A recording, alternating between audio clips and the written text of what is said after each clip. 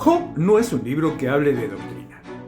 Pero, y qué bueno que siempre existan los peros, es un libro que contiene palabra de Dios porque vemos a Dios obrando y vemos a Dios hablando. A ver, 38 y 39 de Job, mamá querida que habla Dios. No querría haber estado en los zapatos de Job en ese momento. No usaba zapatos. No querría haber estado en las sandalias de Job en ese momento.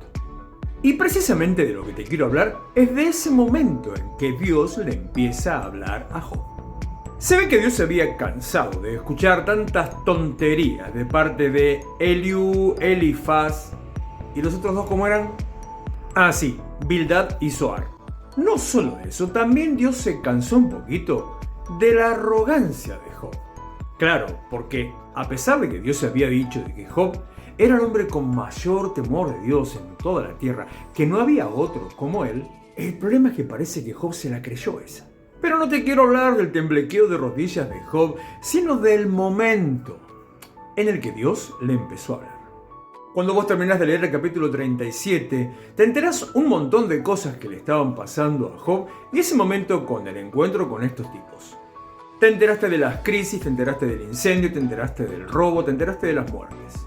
De las dolencias, de las quejas, de las arrogancias, de las soberbias. Pero en ningún momento dice que hubiera una tormenta. Pero 38.1 dice que Dios habló a Job en medio de la tempestad. Algunos capaz piensan que la tempestad era la crisis de Job. Pero la verdad es que dice que Dios habló en medio de la tempestad. Así que me queda por pensar dos cosas. Así que decido aprender dos cosas.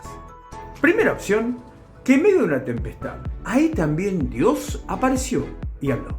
Los momentos de crisis, los momentos de tempestad, los momentos donde todo está oscuro, también son momentos en los que Dios puede hablar.